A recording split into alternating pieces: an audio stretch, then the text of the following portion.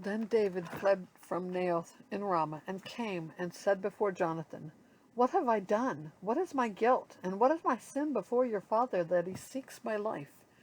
And he said to him, Far from it. You shall not die. Behold, my father does nothing, either great or small, without disclosing it to me. And why should my father hide this from me? It is not so. And David vowed again, saying, Your father knows well that I have found favor in your eyes, and he thinks, Do not let Jonathan know this, lest he be grieved. But truly, as the Lord lives, and as your soul lives, there is but a step between me and death. Then Jonathan went to David. Whatever you say, I will do for you. But David said to Jonathan, Behold, tomorrow is the new moon, and I should not fail to sit at the table with the king. But let me go, that I may hide myself in the field till the third day at evening. If your father misses me at all, then say, David earnestly asked leave of me to run to Bethlehem his city, for there is a yearly sacrifice there for all the clan. If he says good, it will be well with your servant, but if he is angry, then know that harm is determined by him. Therefore deal kindly with your servant, for you have brought your servant into a covenant of the Lord with you. But if there is guilt in me, kill me yourself, for why should you bring me to your father? And Jonathan said, Far be it from you. If I knew that it was determined by my father that harm should come to you, would I not tell you? Then David said to Jonathan, Who will tell me if your father answers you roughly? And Jonathan said to David, Come, let us go out into the field. So they both went out into the field. And Jonathan said to David, The Lord, the God of Israel, be witness. When I have sounded out my father about this time tomorrow, or the third day, behold, if he is well disposed toward David, shall I not then send and disclose it to you? But should it please my father to do you harm, the Lord do so to Jonathan, and more also, if I do not disclose it to you and send you away, that you may go in safety. May the Lord be with you, as he has been with my father. If I am still alive, show me the steadfast love of the Lord, that I may not die. And do not cut off your steadfast love from my house forever, when the Lord cuts off every one of the enemies of David from the face of the earth. And Jonathan made a covenant with the house of David, saying, May the Lord take vengeance on David's enemies. And Jonathan made David swear again by his love for him, for he loved him as he loved his own soul. Then Jonathan said to him, Tomorrow is the new moon, and you will be missed, because your seat will be empty. On the third day go down quickly to the place where you hid yourself when the matter was in hand, and remain beside the stone heap. And I will shoot 3 arrows to the side of it, as though I shot at a mark. And behold, I will send the boy, saying, Go find the arrows. If I say to the boy, Look, the arrows are on the side of you, take them, then you are to come.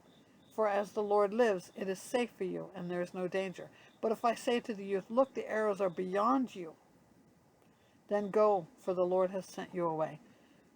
And as for the matter of which you and I have spoken, behold, the Lord is between you and me forever. So David hid himself in the field, and when the new moon came, the king sat down to eat food. The king sat on his seat, as at other times, on the seat by the wall. Jonathan sat opposite, and Abner sat by Saul's side, but David's place was empty. Yet Saul did not say anything that day, for he thought, Something has happened to him. He is not clean. Surely he is not clean. But on the second day, the day after the new moon, David's place was empty. And Saul said to Jonathan his son, Why has not the son of Jesse come to the meal, either yesterday or today? Jonathan answered Saul, David earnestly asked leave of me to go to Bethlehem. He said, Let me go, for our clans hold a sacrifice in the city, and my brother has commanded me to be there. So now, if I have found favor in your eyes, let me go away and see my brothers. For this reason he has not come to the king's table. Then Saul's anger was kindled against Jonathan, and he said to him, You son of a perverse and rebellious woman, do I not know that you have chosen the son of Jesse to your own shame, and to the shame of your mother's nakedness? For as long as the son of Jesse lives on the earth, neither you nor your kingdom shall be established. Therefore send and bring him to me, for he shall surely die. Then Jonathan answered Saul his father, Why should he be put to death? What has he done?" But Saul hurled his spear at him to strike him. So Jonathan knew that his father was determined to put David to death.